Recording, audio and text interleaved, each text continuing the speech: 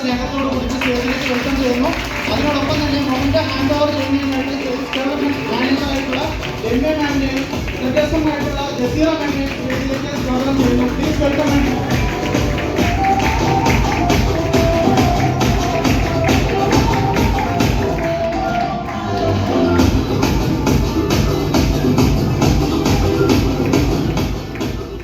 നല്ലൊരു കയ്യടി കൊടുക്കാം.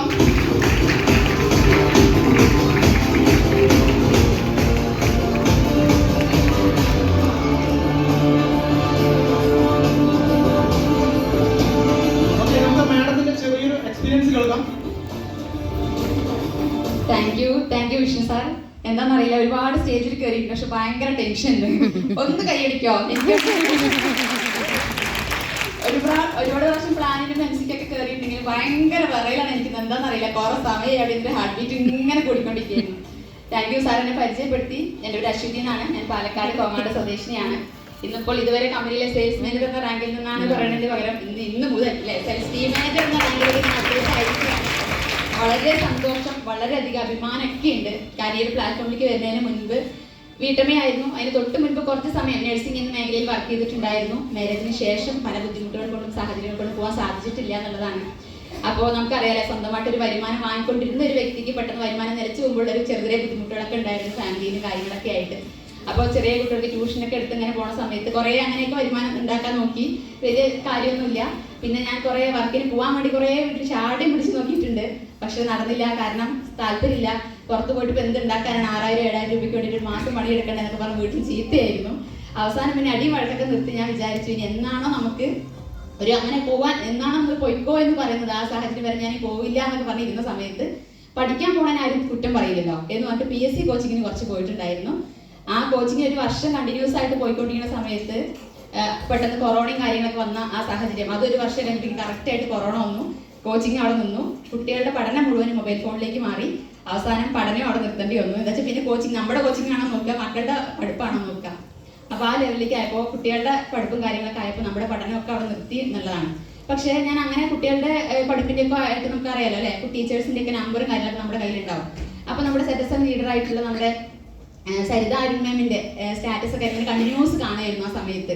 മാഡം മാത്സ് ടീച്ചറാണ്, എൻ്റെ മോനെ പഠിപ്പിച്ചുകൊണ്ടിരുന്നിട്ടുണ്ടായിരുന്നാണ്. KEM ടീച്ചറായിരുന്നു മാഡം ആ സമയത്ത്. അപ്പോൾ സ്റ്റാറ്റസ് ഒക്കെ കാണുമ്പോൾ എനിക്കൊരു ടെൻഷൻ, ഇങ്ങനെ എന്താ ടെൻഷൻ അല്ല, നമുക്കിങ്ങനെ ചോദിക്കാനൊരു മടിയല്ലേ. ടീച്ചേഴ്സിൻ്റെ ഒക്കെ സ്റ്റാറ്റസ് കാണുമ്പോൾ എങ്ങനെ ചോദിക്കുക, നമ്മൾ എന്താണ് മാഡം അഡീഷണൽ എന്തെങ്കിലും അങ്ങനെ നമുക്ക് ചോദിക്കാൻ തോന്നില്ലല്ലോ അല്ലേ.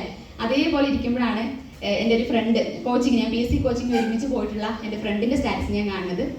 അപ്പോൾ ആളോട് നമുക്ക് ചോദിക്കാം, ഫ്രണ്ട്സ് ആകുമ്പോൾ നമുക്ക് എന്ത് വേണമെങ്കിലും ചോദിക്കാമല്ലോ അല്ലേ. ആളോട് ഞാൻ ചോദിച്ചു, എന്താണ് പരിപാടി, എന്തെങ്കിലും വർക്ക് ചെയ്യുന്നതോ ചോദിച്ച സമയത്ത് ആൾ എന്നോട് പറഞ്ഞു, അഡീഷണൽ ഇൻകം കിട്ടാൻ ഒരു ഓപ്പർച്യൂണിറ്റി എൻ്റെ കയ്യിലുണ്ട്, വേണമെങ്കിൽ ചേച്ചി സ്റ്റാർട്ട് ചെയ്തോളൂ എന്ന് പറഞ്ഞു. അപ്പോൾ എനിക്കാണെങ്കിൽ ഫാമിലിയിൽ നിന്ന് പുറത്ത് പോകാനായിരിക്കും ബുദ്ധിമുട്ട്, വീട്ടിൽ നിന്ന് പുറത്ത് പോകാനായിരിക്കും ബുദ്ധിമുട്ട്. അപ്പോൾ ഞാൻ ആ ഒരു വർക്ക് വീട്ടിലിരുന്നുകൊണ്ട് ചെയ്യാലോ, എന്നും പുറത്ത് പോകണ്ടല്ലോ എന്നുകൊണ്ട് സ്റ്റാർട്ട് ചെയ്ത ബിസിനസ്സാണ് വിജയിക്കാട്ട്.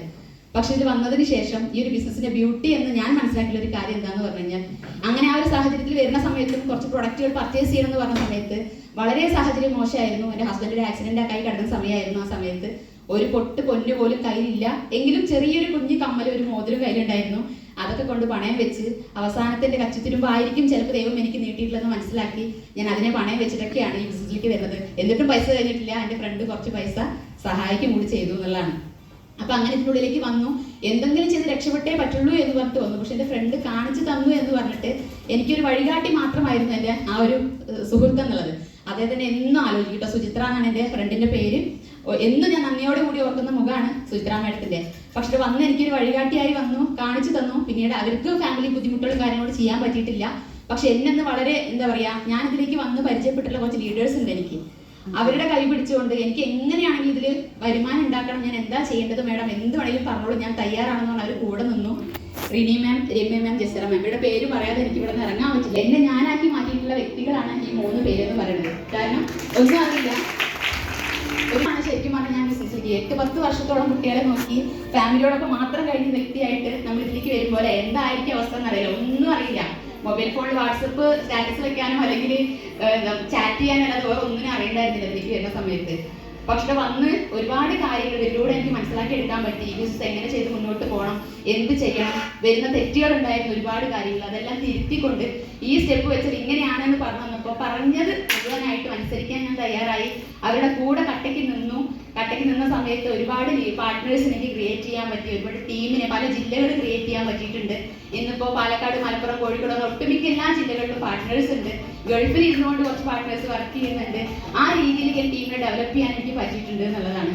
അതുപോലെ തന്നെ സാറ് പറഞ്ഞിരുന്നു അല്ലേ, 2 വീലർ എന്ന് പറഞ്ഞൊരു സ്വപ്നം വലിയൊരു സ്വപ്നമായിരുന്നു. കല്യാണത്തിന് മുൻപ് എത്രയോ വർഷങ്ങൾക്ക് മുൻപ് ആ ഒരു സ്വപ്നം ഉണ്ടായിരുന്നതാണ്. പക്ഷെ അതൊക്കെ കുഴിച്ചു മൂടിയ സമയമായിരുന്നു. മാരേജ് സമയം കഴിഞ്ഞു, പിന്നെ നമ്മുടെ ഫാമിലി പ്രശ്നങ്ങൾ, കാര്യങ്ങൾ, പിന്നെ നമ്മൾ അത് ആലോചിച്ചിട്ട് പോലും ഇല്ല.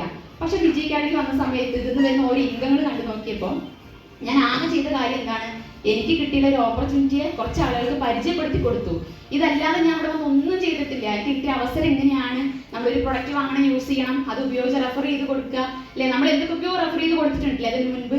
ഇന്ന് വരെ നമുക്ക് ഒരാളൊരു പ്രോഫിറ്റോ അല്ലെങ്കിൽ ഒന്നും നമുക്ക് തന്നിട്ടില്ലെങ്കിൽ ഇവിടെ നമ്മളൊരു വൺ ടൈം പർച്ചേസ് നമ്മുടെ ബോബി സാറുടെ ഈ ഒരു ബിസിനസ്സിൽ നിന്ന് എടുത്തു കഴിഞ്ഞാൽ ഒരു പാർട്ട്ണർഷിപ്പ് കിട്ടുക, ആ പാർട്ട്ണർഷിപ്പിലൂടെ വന്നിട്ടുള്ള ഇൻകം ആണ് ഇത് കൊണ്ടുപോകുന്നില്ലേ. ഈ സെൽസ് ടീം മാനേജർ എന്ന് പറയുന്നത് ഇതിനുള്ളിൽ ഞാനിപ്പോൾ 1.5 ലക്ഷം രൂപ അടുത്ത് വരുമാനമല്ല, എമൗണ്ട് വരുന്ന ഒരു 2 വീലർ എനിക്ക് ഒരു കടമില്ലാതെ വാങ്ങിക്കാൻ പറ്റിയിട്ടുണ്ടെങ്കിൽ, ഒരു വീട്ടമ്മയിൽ നിന്ന് ചെറിയ ചെറിയ ഗോൾഡുകൾ അല്ലെ, ഹസ്ബൻഡ് ഒരുപാട് തന്നെ നെഗറ്റീവ് കാര്യങ്ങൾ പറഞ്ഞിട്ടുണ്ട്. ഹസ്ബൻഡ് ആയിക്കോട്ടെ, ഫാമിലിയിൽ നിന്നായിക്കോട്ടെ, നാട്ടുകാരായിക്കോട്ടെ, നിനക്കൊക്കെ ഈ പണി പറ്റുമോ, ഇതൊക്കെ നമ്മൾ ഇതിൽ കൂടെ നടക്കുമോ, നിനക്ക് നിനക്ക് ജോലി കഴിയില്ല, അതിന് പോയാൽ പോരെ എന്നൊക്കെ പറഞ്ഞിട്ട് ഒരുപാട് നെഗറ്റീവ്സും കാര്യങ്ങളും നമ്മളെ തളർത്താൻ വേണ്ടിയിട്ട് ഒരുപാട് പേര് നോക്കിയിട്ടുണ്ട്. പക്ഷെ ഞാൻ മനസ്സിലാക്കിയ ഒരു കാര്യം ഇത്രയേ ഉള്ളൂ, നമ്മുടെ ബോബി ചെമ്മൂർ സാറ് ഈ 100 കോടി ഇൻവെസ്റ്റ് ചെയ്തിട്ട് ഒരു ബിസിനസ് സ്റ്റാർട്ട് ചെയ്യണമെന്നുണ്ടെങ്കിൽ ആ ബിസിനസ് എവിടെ ചെന്ന് എത്തുന്നുള്ളത് അദ്ദേഹത്തിന് വളരെ വ്യക്തമായിട്ട് അറിയില്ല. നമ്മളെക്കാൾ എത്രയോ ചിന്തിച്ചുള്ള വ്യക്തിയായിരിക്കും. നമ്മൾ ആകെ ഇറക്കിയിട്ടുള്ളത് എന്താണ്, 20,000 രൂപ അല്ലെ, 20,000 രൂപ എന്തെന്ന് കിട്ടുക ശരിക്കും പറഞ്ഞാല്. അപ്പൊ ഞാൻ ഈ നെഗറ്റീവ് പറഞ്ഞ സമയത്ത് എന്റെ മനസ്സിൽ വന്ന് തോന്നിയ ചോദ്യം അതാണ്, അദ്ദേഹത്തിന് ഈ ബിസിനസ് എങ്ങനെ മുന്നോട്ട് പോകണം നന്നായിട്ട് അറിയാം. പിന്നെ അവരുടെ ആദ്യത്തെ ബിസിനസ്സും അല്ല വിജയിക്കാട് എന്ന് പറയുന്നത്. പിന്നെ എന്തുകൊണ്ടാണ് എനിക്കിങ്ങനെ ചെയ്ത് വരുമാനം എനിക്ക് കിട്ടുന്നുണ്ട്, വന്നവർക്ക് വാങ്ങിച്ചു കൊടുക്കാൻ പറ്റുന്നുണ്ട്, പിന്നെ ഞാൻ എന്തിനീ നെഗറ്റീവ്സ് എല്ലാം കേൾക്കണം അല്ലേ. എൻ്റെ ഫ്രണ്ട്സോ റിലേറ്റീവ്സോ ഫാമിലി എന്നോ പറയുമ്പോൾ ഞാനാണ് വിജയിക്കാട് ചെയ്യുന്നത്, എനിക്കാണ് വിജയിക്കാടിന്റെ ഉള്ളിൽ എന്താണെന്നുള്ള അറിയുള്ളൂ അല്ലെ, അവർക്ക് അറിയില്ല. അപ്പൊ അത് മാത്രം ചെയ്ത് എന്റെ ഹസ്ബൻഡിനായിട്ട് എടുത്തു കൊടുത്തു. ആളൊന്ന് കമ്പനിയിൽ 2nd റാങ്കിലാണ് വർക്ക് ചെയ്യുന്നത്. നെക്സ്റ്റ് സെയിൽസ് മാനേജറിലേക്ക് ഞാൻ അടുത്ത ചെയ്യിപ്പിക്കുന്ന ഭാഷ എന്റെ മനസ്സിനുള്ളിലുണ്ട്. അപ്പൊ ഈ കാര്യങ്ങളൊക്കെ ചെയ്ത് എനിക്ക് ഇൻകം വരാൻ തുടങ്ങിയപ്പോൾ കുറെ നെഗറ്റീവ് പറഞ്ഞ ആൾക്കാർ എന്റെ കൂടെ അസോസിയേറ്റ് ചെയ്തിട്ടുണ്ട്, കുറെ പേര്. അപ്പൊ എനിക്കുള്ള അച്ചീവ്മെന്റുകൾ ഇതൊക്കെയാണ്. ഇപ്പൊ ഈ ഒരു മൈക്ക് പിടിച്ചിട്ട് ഇന്നത്തെ വര റാങ്ക് അപ്ഡേഷന്റെ ഭാഗമായിട്ട് വന്ന് പറയാ, ആ വരയൊക്കെ മാറ്റിയതാണ് ഞാൻ. ഈ സ്റ്റേജിൽ കയറി നിന്ന് ഇത്രയും പേരുടെ മുന്നിൽ നിന്ന് ഈ മൈക്ക് പിടിച്ച് സംസാരിക്കാനുള്ള കഴിവ് കിട്ടിയത് ഫിജിക്കാട്ടി വർക്ക് ചെയ്തുകൊണ്ട് മാത്രമാണ്. അതേപോലെ തന്നെ ചെറുതായി ഗോൾഡ് ഒരു സാധാരണ വീട്ടമ്മയെ സംബന്ധിച്ചിടത്തോളം അല്ലെ, നഴ്സിംഗ് മേഖല വിട്ടിട്ട് കുറെ ആയിട്ടുണ്ട്. വീട്ടമ്മയെ സംബന്ധിച്ചിടത്തോളം സ്വന്തമായിട്ട് സ്വർണം മേടിക്കണമെങ്കിൽ പുറത്ത് പണിക്ക് പോകാൻ നടക്കുമോ, പക്ഷെ വിജയിക്കുള്ളതൊന്നും നടക്കും. അത് കാണിച്ചു കൊടുത്ത വ്യക്തിയാണ് ഞാൻ. അതേപോലെ 2 വീലർ ഒരു രൂപ പോലും കടമില്ലാതെ എനിക്ക് വാങ്ങിക്കാൻ പറ്റിയിട്ടുണ്ട്. കുട്ടികൾക്ക് 2 ഗിയർ സൈക്കിൾ വേണമെന്ന് പറഞ്ഞ് വാശി പിടിച്ച് ഒരുപാട് കാലം ഏട്ടൻ പുറകെ നടന്നിട്ടുണ്ട്. ഹസ്ബൻഡിനെ പറഞ്ഞിട്ട് കാര്യമില്ല അല്ലെ, ഒരുപാട് ബാധ്യതകൾ ഉണ്ടാവും അവർക്ക്. അതെല്ലാം കഴിഞ്ഞ് മക്കളുടെ ആ വാശിക്കും കൂടി നിന്ന് കൊടുക്കാൻ സാധിക്കില്ല. പക്ഷെ ഇന്ന് എനിക്ക് എന്റെ മന്ത്ലി ബോണസ് ഓരോ മാസം കിട്ടുമ്പോഴും എന്റെ മക്കൾക്ക് 2 മാസത്തിലായിട്ട് ഓരോ മാസം ഓരോ മക്കൾക്കായിട്ട് അത് വാങ്ങിക്കൊടുക്കാൻ സാധിച്ചിട്ടുണ്ട്. ഹസ്ബൻഡിനെ ഫിനാൻഷ്യൽ സപ്പോർട്ട് ചെയ്യാൻ പറ്റുന്നുണ്ട്. ഞാൻ എന്തിനു മറ്റുള്ളവർ പറഞ്ഞ നെഗറ്റീവ്സ് കേൾക്കണം അല്ലെ. ആ നെഗറ്റീവ്സ് എല്ലാം മറികടന്നുകൊണ്ട് ഒരുപാട് ജില്ലകളിലും ഒരുപാട് സ്ഥലങ്ങളിൽ എനിക്ക് വലിയ ടീമിനെ ക്രിയേറ്റ് ചെയ്യാനും പല ജില്ലകളിൽ ഇരിക്കുന്ന ആളുകൾക്ക് വരുമാനം എത്തിച്ചു കൊടുക്കാനും പറ്റുന്ന ഇത്രയും നല്ലൊരു പ്ലാറ്റ്ഫോം ഇതിലിരിക്കുന്ന ആരെങ്കിലും വേറെ എവിടെയെങ്കിലും കേട്ടിട്ടുണ്ടോ? കാരണം ഞാൻ ആകെ മൊബൈൽ ഫോൺ ഉപയോഗിച്ചുകൊണ്ട് എൻ്റെ വീട്ടിലിരുന്നിട്ടാണ് ഈ കാര്യങ്ങളൊക്കെ ചെയ്തിട്ടുണ്ടായിരുന്നത്. എന്തെങ്കിലും ഒന്ന് പുറത്ത് കൊണ്ടുള്ളൂ ഒരു ഫിസിക്കൽ പ്രസന്റേഷൻ ആയിട്ട്, അല്ലെങ്കിൽ മുഴുവൻ സൂമിലൂടെയാണ് മുഴുവൻ പ്രസന്റേഷൻ കൊടുക്കുക. ഞാൻ കുറച്ച് ടൈം എടുത്തിട്ടുണ്ട്, കാരണം എനിക്ക് ഈ സ്റ്റേജിലേക്ക് കയറാൻ പറ്റില്ല. കാരണം SM ആയതുകൊണ്ട് എല്ലാ ആഴ്ച നമുക്ക് വേണമെങ്കിൽ കയറാം, ഇനി നമുക്ക് ഇതിലേക്ക് കയറാൻ പറ്റില്ല. അതുകൊണ്ട് ഇത്രയും ഞാൻ പറഞ്ഞത്. അപ്പൊ ഈ ഹാളിൽ ഇരിക്കുന്ന കുറെ പേരും ഗസ്റ്റ് ആയിട്ട് വന്നിട്ടുണ്ട്. അവരോട് പറയാനുള്ള ഒരൊറ്റ കാര്യം മാത്രമാണ്, നിങ്ങളാണ് ഈ കൺസെപ്റ്റിൽ വന്നിട്ട് അല്ലെങ്കിൽ ഈ പ്ലാറ്റ്ഫോമിൽ വന്നിട്ട് എന്താണ് മനസ്സിലാക്കിയിട്ടുള്ളത്.